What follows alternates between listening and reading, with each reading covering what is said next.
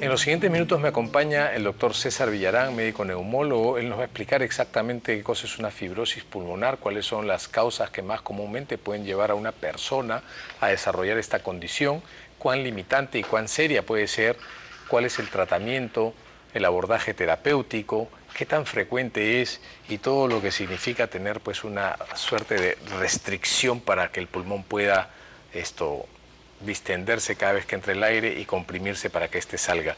Doctor Villarán, buenos días, gracias por estar con nosotros esta mañana para conversar acerca de lo que es la fibrosis pulmonar. ¿Qué cosa es una fibrosis, en este caso pulmonar? ¿Qué significa para una persona ser diagnosticada de fibrosis pulmonar? La fibrosis pulmonar es una enfermedad que ocurre los pulmones y que lo que produce es un endurecimiento y reducción del tamaño de los pulmones. Básicamente es eso, ¿no? Entonces, yo diría que en el campo de la neumología, nosotros los neumólogos estamos expuestos a un grupo grande de enfermedades. Yo diría que el principal grupo de enfermedades que los pacientes acuden al neumólogo son las infecciones respiratorias agudas. Así es. Tos, fiebre, todo el mundo neumólogo. Asma. El otro es el grupo asmático. Asmático, que son las enfermedades más crónicas, se cierra el pecho, sirve el pecho.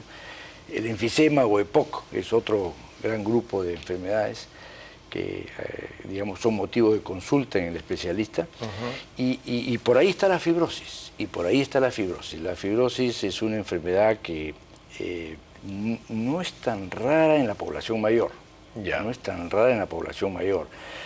Las estadísticas pueden decir que aproximadamente 1 de cada 100 o 1 de cada 200 adultos mayores de 65 años pueden padecer de fibrosis, lo cual ya es una cifra bastante alta. ¿Se han identificado factores de riesgo, perfiles que caracterizan al paciente con fibrosis? ¿Hay grados de severidad de esta?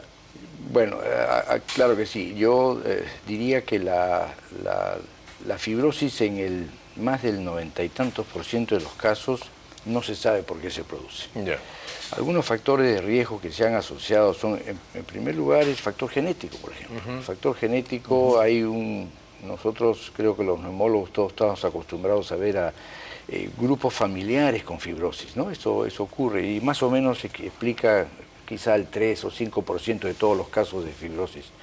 Otro factor de riesgo que se menciona con frecuencia es el consumo de cigarrillos. El consumo de cigarrillos básicamente lo que produce mucho más es el famoso EPOC o enfisema, digamos, ¿no? Pero también está asociado a la presencia de fibrosis. Pero el concepto es que en la gran mayoría de casos no se sabe exactamente por qué se produce. Pues la gran mayoría no tiene una causa definida, ¿no? Es cierto. ¿Y qué es lo que sucede en el pulmón para que se ponga rígido, duro, para que se forme esa cantidad de tejido cicatricial?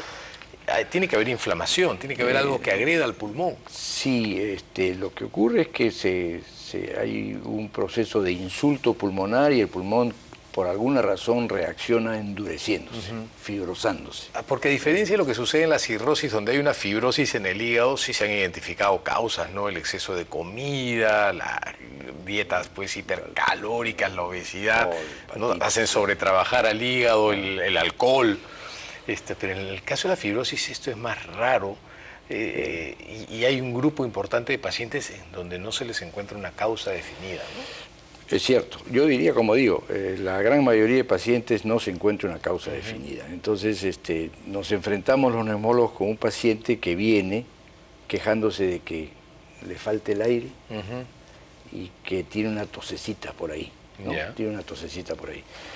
De ahí, en el examen, cuando uno examina a un paciente con fibrosis, lo característico es que cuando uno pone el estetoscopio en los pulmones se escucha unos ruidos que se llaman un crack. Claro. Diferencia de lo que uno escucha cuando examina a un paciente asmático, por ejemplo, que escucha silbidos y escucha otras cosas. Aquí escucha unos cracks, ¿no? Y de ahí uno empieza a sospechar la fibrosis y la comprobación está haciendo una radiografía. Afortunadamente la radiografía de tórax creo que está a la mano de prácticamente cualquier lugar, es de bajísimo costo y es enormemente útil. De ayuda, enormemente gran ayuda útil. para la fibrosis. Así es. Ahí se inicia el diagnóstico, claro. Ya se ve en la radiografía pulmones un poco más pequeños, una serie de rayitas en los pulmones que hablan de que existe un compromiso fibrótico en el pulmón. Y de ahí ya vienen estudios posteriores para poder definir mejor el caso, ¿no? Ahora, una vez hecho el diagnóstico, ¿qué tan severa podría llegar a ser? ¿Es progresiva una vez diagnosticada? Desafortunadamente, hasta hace pocos años, muy pocos años, y yo tengo practicando la especialidad 40 años, más de 40 años, el pronóstico era muy malo, muy malo. El tiempo promedio de sobrevida de una persona al cual uno le diagnostica fibrosis era 3 a 5 años. Increíble. Tiempo promedio de sobrevida, ¿no? Y los tratamientos que teníamos en ese momento, básicamente la cortisona y otros medicamentos, nunca demostraron ningún beneficio claro, ¿no? Afortunadamente ya en los últimos años, 3, 4, 5, ya existen aprobados para uso ya difundido a nivel mundial dos medicamentos, algunos de los cuales se pueden conseguir aquí en el país y que, claro, no son medicamentos curativos, pero controlan bien la evolución. Permiten que la evolución de la enfermedad sea más lenta y el paciente tenga una mejor calidad de vida y una sobrevida más larga. Y finalmente, digamos, el tratamiento último en caso las cosas no funcionen está en la posibilidad de trasplantar el pulmón, ¿no? Trasplantar el pulmón, que es una forma de tratar a algunos pacientes con fibrosis avanzadas y que le ofrece al paciente pues alguna posibilidad de sobrevida mayor, ¿no? ¿Afecta igualmente a hombres que mujeres? La edad, además de la edad como factor de riesgo, historia, por ejemplo, de asma, ¿podría aumentar el riesgo de tenerla? ¿Historia de haber tenido tuberculosis podría aumentar el riesgo de desarrollar fibrosis en algún momento? No, afecta un poco más a hombres que mujeres y, como digo, a personas mayores, ¿no? Uno va a ser muy difícil encontrar un caso de fibrosis en un adolescente, claro, un niño, un hombre joven, ¿no? Pero ocurre, pero es muy raro. Es fundamentalmente en hombres el hecho de haber padecido asma, haber padecido tuberculosis, no afecta.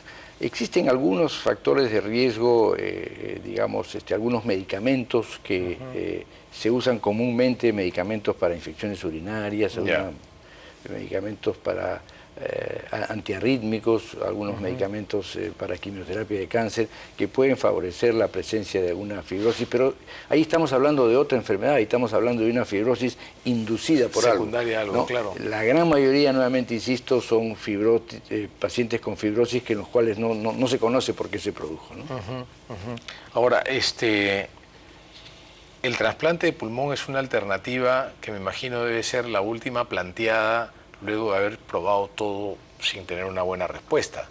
Exactamente. ¿No? Así es. Sin embargo, ¿se aplica para cualquier fibrosis por cualquier causa o básicamente para las de causa desconocida, que son la mayoría de ellas, ¿no?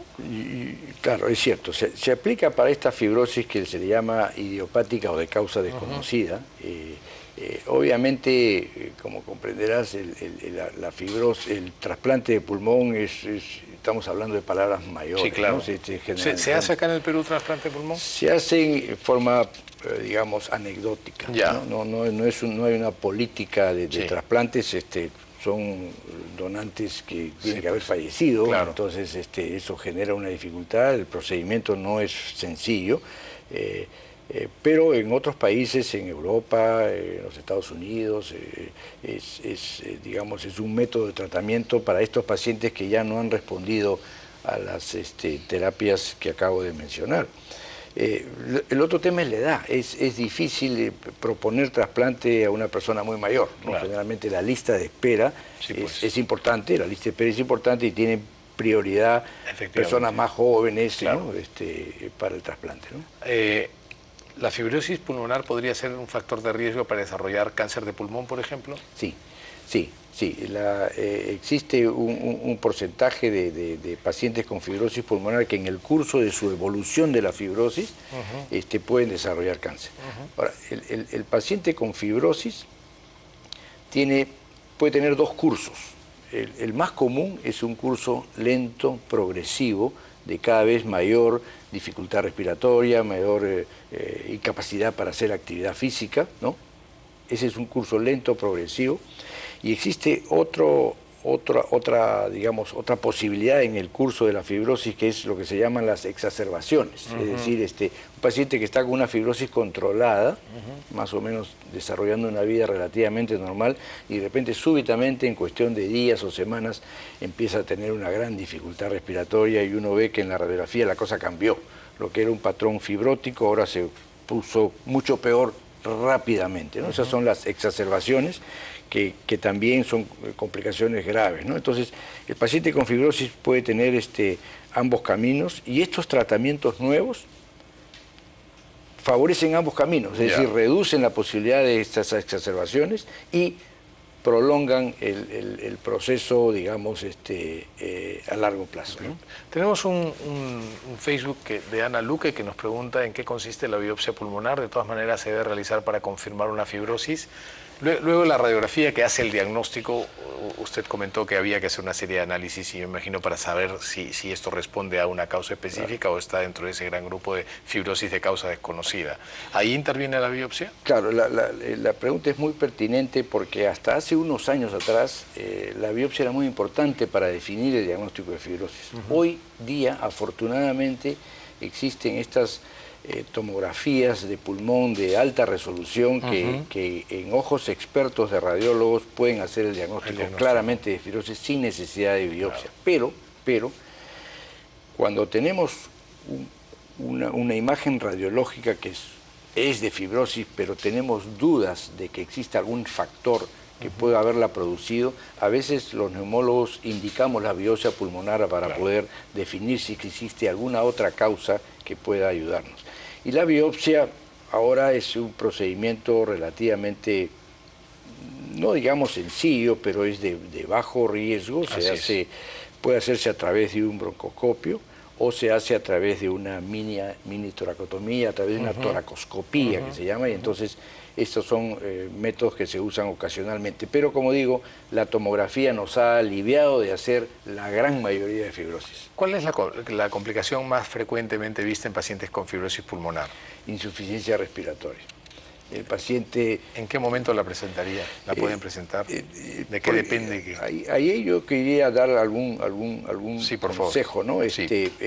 Nosotros los médicos, muchos médicos ahora tenemos a la mano los famosos oxímetros de pulso. Son relativamente baratos de conseguir y son sumamente útiles. Efectivamente. Entonces, ahí hay un concepto que es importante. Cuando uno está frente a un paciente con fibrosis y está sentado frente a usted y le pone el oxímetro, está perfecto. Está con una saturación de oxígeno por encima del 95%. Un truco muy útil para el diagnóstico de fibrosis es pedirle al paciente que camine, suba, baje escaleras. Yo lo hago frecuentemente en el consultorio, unos cuantos minutos, y le vuelve a medir. Característicamente, en los casos de fibrosis, esa oxigenación que estaba en 96, 97, luego de un breve ejercicio puede estar en 85. Desatura muy rápidamente y recupera también rápidamente. Y eso es lo que el paciente se queja. Doctor, yo estoy sentado viendo televisión, leyendo y no siento nada, pero basta que vaya al baño, me peine, me duche, suba, baje escaleras, empiezo a tener una gran dificultad por un rato hasta que me recupero. Esa es típicamente una forma de diagnosticar la fibrosis. Ahora, lo que ocurre en el curso del tiempo es que el paciente cada vez se vuelve, digamos, con menor capacidad de actividad física, y ya empieza a tener problemas de oxigenación, incluso en reposo o a veces solamente en la noche. Y en esos casos el uso de oxígeno a través de métodos muy cómodos, portátiles, permiten que el paciente tenga una calidad de vida y bastante mejor, ¿no? Doctor Villarán, muchísimas gracias. Ha sido un placer tenerlo en el programa esta mañana. Muy amable. Por aquí nuevamente. Ha sido el doctor César Villarán, neumólogo, hablando sobre fibrosis pulmonar. Luego de la pausa vamos a conversar sobre enfisema pulmonar. Ya volvemos.